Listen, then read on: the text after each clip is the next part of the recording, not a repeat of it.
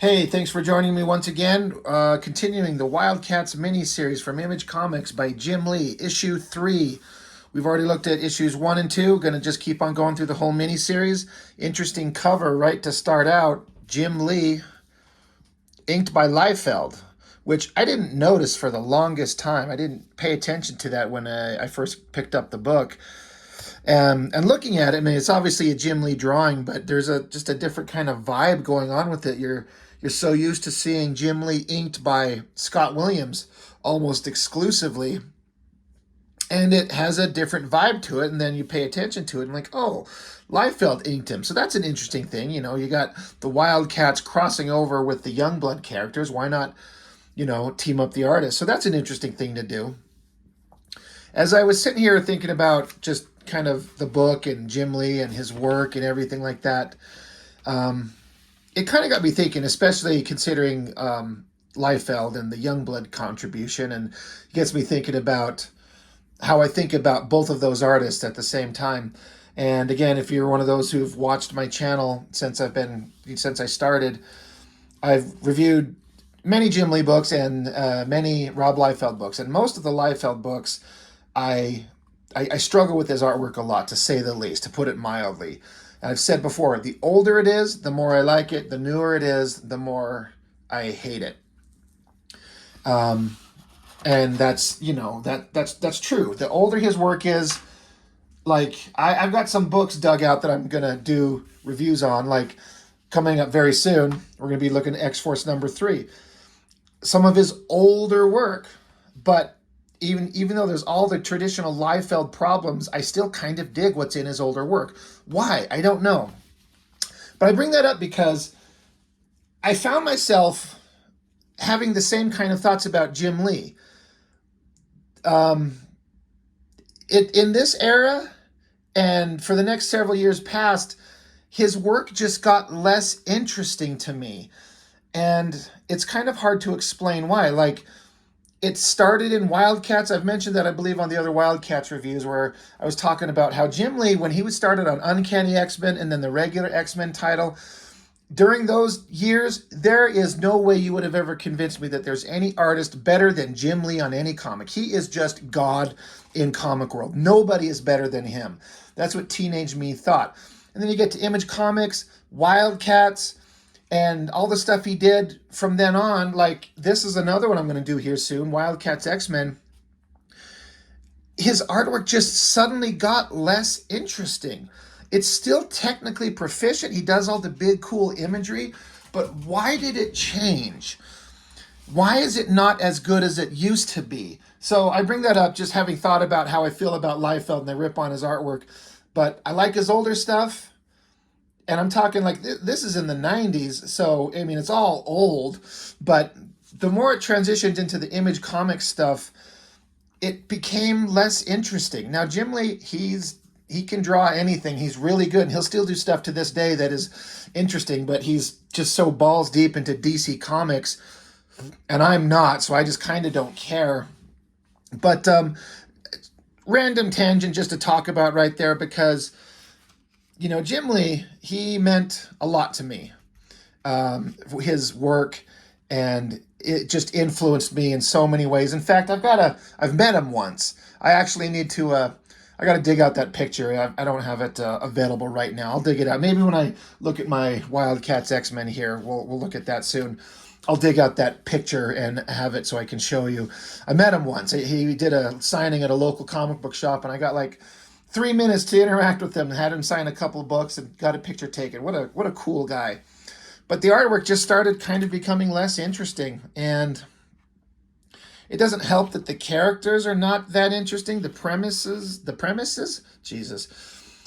of the books were always kind of good. I think all the Image Comics books had an interesting premise. It's just kind of the execution of it all. Anyway, as always, I need to just shut up and get into the book.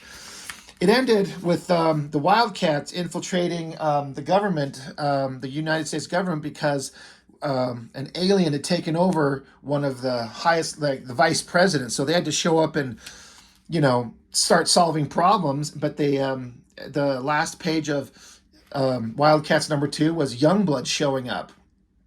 So you got Youngblood facing off against the Wildcats. And then Maul, as far as strong guy characters go, with all the Image comic characters, you had Brahma and Badrock and Youngblood, and you had Impact on Cyberforce. I think that's kind of all the main ones. And then Maul, he was kind of the least interesting. I don't know. He wasn't very interesting to me. His power set was kind of interesting. The idea is that the bigger he gets, the stronger he gets. But no, the bigger he gets, he certainly gets stronger, but he loses his mental faculties. He gets dumber the bigger he gets. He can change his size compression. He can go really massive or really tiny. And he also has these stupid tusks growing out of his back. That being said, this top-down drawing, this is a hard angle to do if you're not used to it, drawing a body from the top down like that, and especially a big muscular character. But you got the Wildcats facing off. This bitch down here ripped off Spartan's robotic arm. That's a theme that you'll see come up a lot, is him getting shredded to pieces a lot. Then you got Youngblood showing up. Now, this is pretty damn awesome with getting to see Liefeld's characters drawn by Jim Lee. They suddenly take on a more refined comic book team look. And I don't know, I take them a little bit more seriously.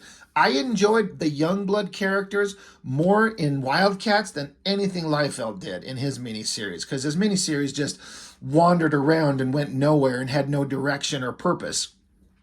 But there's purpose here because they're a government team, and you got this mutant or whatever, this rogue team of superhumans showing up to kidnap the vice president. So of course you're going to have, Youngblood show up. And this big top-down shot, pretty badass. They're having some words exchanged, and Maul, he's just going to, well, let's jump right into it. And just, God, another great double-page spread. What a great shot. This is Jim Lee being awesome. I know I just got done saying how he got less interesting. Wildcats #1 was kind of not very interesting story-wise and artistically, but I think once you get going, sometimes you kind of get into a flow and a vibe, and I feel that here. This is pretty fucking badass. Armless Spartan, Vogue jumping up there, Combat and Die Hard getting punched and knocked out of the way. It's a great shot. Like, this is Jim Lee nailing the shit out of it. And wow.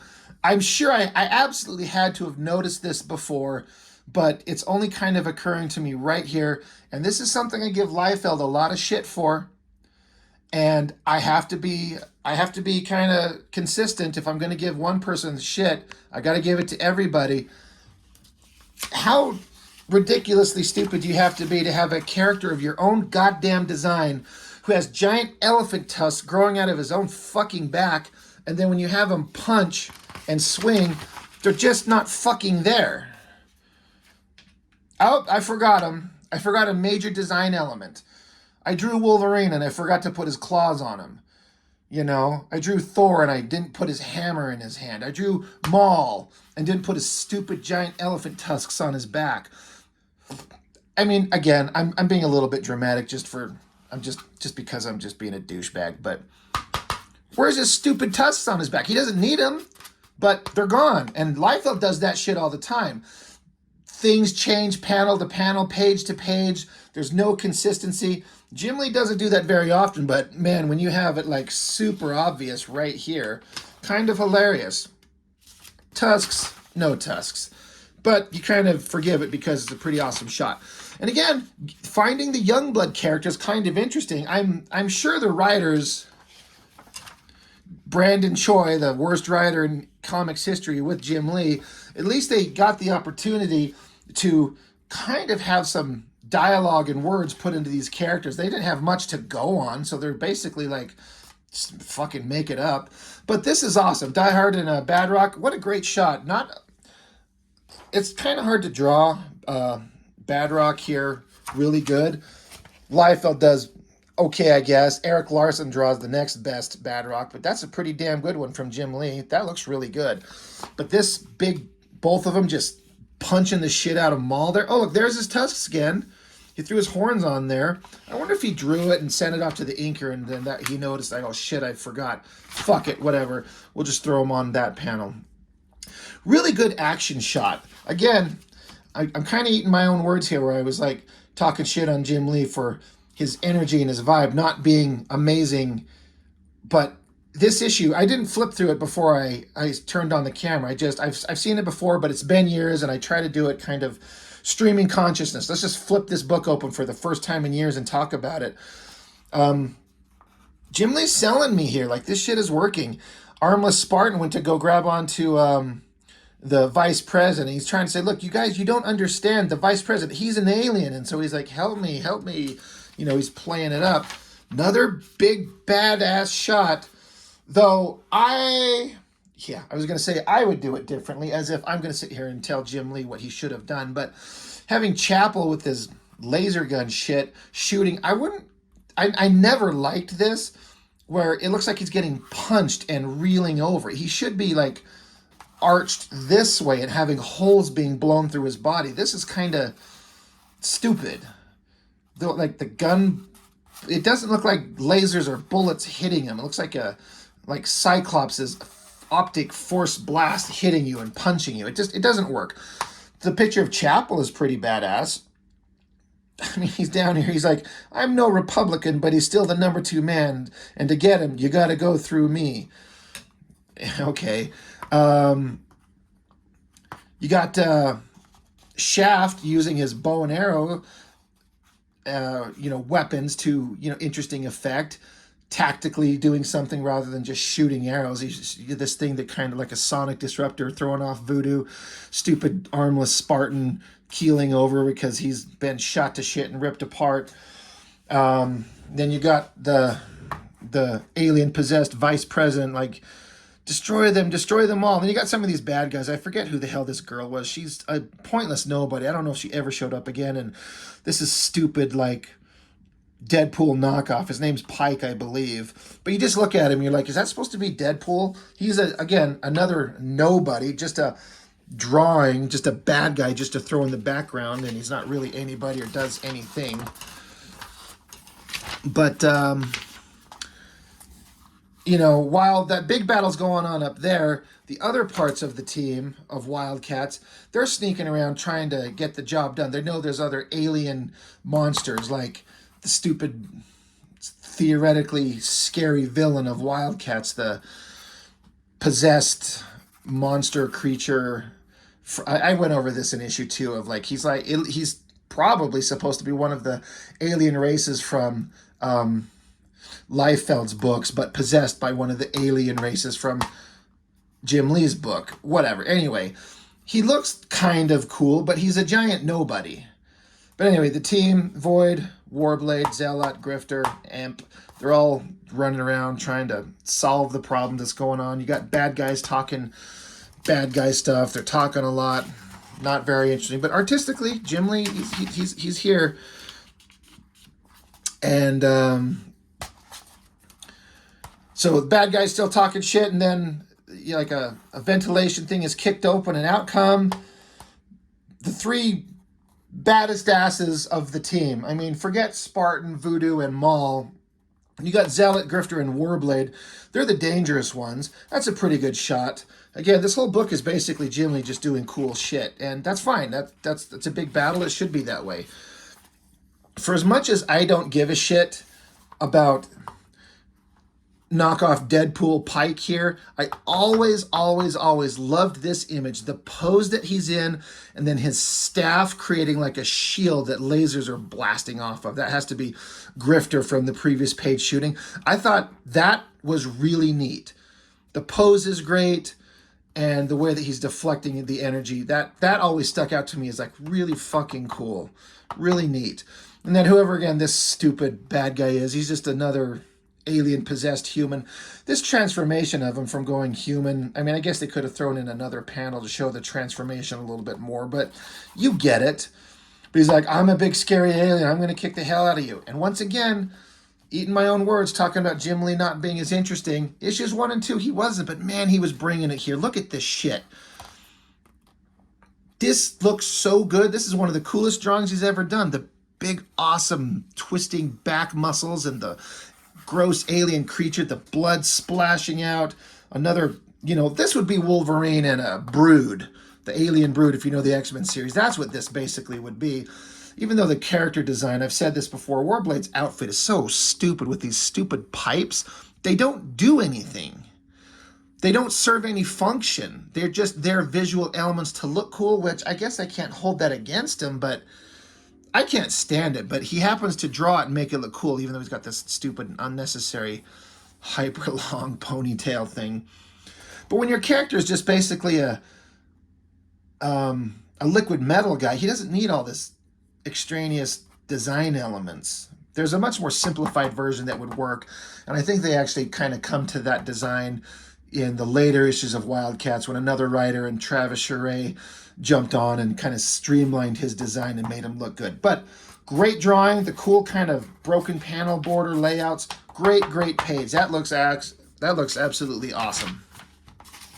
This is funny because I haven't looked at this book in so long. I'm not sure what's coming up anymore. I've seen it a billion times. Once I see it, I'm like, oh, right. A trifecta of stupid bad guys. Like there's a robot. His name is Harm. They're called the Triad. This guy is Slag. And this guy is Attica. It should be like Fucktard 1, 2, and 3 because they're so pointless and stupid. Fucktard, Fucknuts, and Fuckwad. That's who they should be. But just pointless bad guys. And you got Maul turning into a giant monster. He's getting bigger, so he's getting dumber. Spartan, he's down on the ground, but he's telling Voodoo, he's like, you got to use your powers because for some reason she's able to calm him down. And he's like, you got to stop him. He's getting out of control. I like this. You got Badrock kind of falling down there in that shaft as Maul just gets bigger and more violent. And so Voodoo reaches out with her powers. I mean, I forget, did they establish that she can do this to Maul? I don't recall, but apparently it works.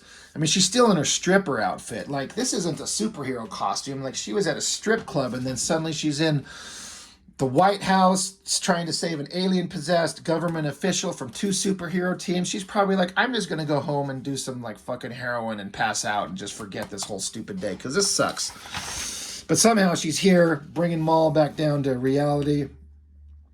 And then, again, some interesting characterization. Combat, who had no characterization in Youngblood, he's like, the big dude was losing his mind. I think they're smart enough to realize that he was out of control, and he recognizes that the girl just saved him. And he's like, there's probably more going on here than meets the eye. He's a fan of Transformers. But then Chapel here is like, well, it doesn't make sense. Why'd that big guy take that first shot? But you see that Vice President here is pulling out Chapel's gun. He's like, hey, hold on. And he picks up Voodoo and puts the gun to her head. And he's like, he's basically going to kill her. And Shaft, again, better characterization in this book than any issue of Youngblood at this point. He's like, wait, hold on. You can't kill her. They may be terrorists, but we've got them in custody. We're going to take care of him. And he freaks out. You dare lay your hands on me? Pow! He takes a shot at him. Shaft obviously would have had to saw it coming and dove out of the way to survive a point-blank shot like that, which obviously he did. Again, I love this panel right here. Great characterization. Badrock here, he's like, guys, does this mean we have to dust the VP? Which I love the dialogue, because it sounds like something a 13-year-old kid would say, because that's Badrock. That's who he is. He's just a kid in a giant body. And I love this face. I'm going to even bring it up closer. This is a great drawing. It looks like what combat should look like when drawn by somebody with some actual drawing ability. Yeah, I'm talking about Liefeld. I mean, he could do some things, but just seeing these characters, they actually feel like a superhero team. And I like how they're all kind of stopped in their tracks. They're like, wait, we're here defending this guy, and he just shot at our leader. We're going to have to fuck him up. But with that distraction, Voodoo and whatever her powers are, what the fuck are her powers? She's able to show the inner reality of these guys, like force the aliens that possess these guys out of them. She gets him to pause, and she's like, you guys need to listen to me. So Shaft is like, all right, lady, I'm listening. You got like 2 seconds to show me what the fuck is going on. Geez, not to derail for a minute, but we're absolutely going to. I guess before Darker Image #1 came out, I've already reviewed Darker Image #1, and even though the story was just a giant steaming pile of shit, Jim Lee's work on Deathblow, this heavily shadowed, he said in an interview, he's basically doing all the ink work with the brush. I love that shit so much. That's some of my favorite Jim Lee stuff. Even though the character's stupid and it's boring, the drawing itself is amazing. I love that. Let's just keep it rolling. So yeah, Voodoo, she grabs onto him and basically pulls the alien that's possessing him out of the guy, and he's like, I'm so sorry, I couldn't stop it, but she, I don't know, he's possessed, so she unpossesses him, depossesses, exorcises, there it is, gets the alien out of him, and he's like, holy shit, I couldn't stop him, thank you for helping me. So, you know, we're solving problems. I love it. Back with the other guys. Oh right, there's this whole other B plot going on that we super don't care about with Flaming Skull guy. They talk some boring stuff back and forth, shoots, and she's putting up like a shield, but the blast knocks Void on her ass. Cut back to Zealot and Grifter fighting whoever this girl is. I'm just trying to look and see if they ever said her. I'm sure they've said her name somewhere. For all the great drawings of action and fighting in the previous pages, that's not quite as awesome to me. It's okay, but not great. Stupid second-rate Deadpool here stabs Warblade in the back, which, I mean, if he's supposed to be liquid metal, I don't know if that would actually hurt anything. I don't know exactly how his power set is broken down. But the team is kind of suddenly, that whole thing with the Youngblood team over on the other pages, that story's kind of come to a halt for a minute.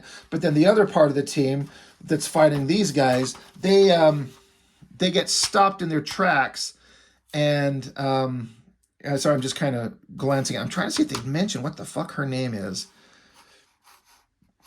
but it doesn't matter. This guy, he uses his energy hands and zaps her in the brain and knocks her unconscious. So the team of the most badass fighters are all knocked on their asses and they're down, and he's like, yay, the awesome, cool thing that I'm about to do to whatever he's doing. I think he's trying to open a portal. I mean, you see this in a lot of superhero movies. They shoot a sky beam into the sky, and he's going to open a portal, I think, to a bunch of alien ships to come invade, which is what is going to go on here. So, pretty standard, stereotypical shit. So, yeah, that's kind of cool. Like, the beam goes up, blows open a portal, and it says here, as if on cue, a flotilla of Daemonite starships vector in on the portal created by the orb. So he's about to let a whole bunch of alien ships come to Earth. And be here next month for the most incredible comeback of all time. Don't call it a comeback. Anyway, issue 4. I don't remember ever seeing that ad. That's kind of interesting. So yeah, and that's not a lot of ads, done and done. So, artistically, a lot better than I remembered. A lot of really good shit in there. Jim Lee, he must have been vibing on this one. You know, it's exciting. Let's draw our, hey, Liefeld, let's get our teams together. Let's have them fight. Let's have them do some cool shit. And they brought it. So, great. I'm actually kind of curious as to what the hell goes on in issue 4. Again, I've seen it a bunch of times. I just haven't looked at it in recent times because it's been a while. But I can't remember if artistically it was as awesome as this one was. But that's all I've got for now. Wildcats #3. You know, not a great series, but had some moments in it that are really interesting and exciting. I remember, you know, now that I'm looking through this, and I remember thinking the art was really good when I read it the first time, and that vibe still hits. It's still there. Let's see some superheroes fight and punch each other and, you know, not draw parts on them that are supposed to be there. So, fun. Tell me, what do you think about this stuff? What's your memories of it? I'd like to hear, as always. That's all I've got for now, so I will catch you on the next one. Thanks.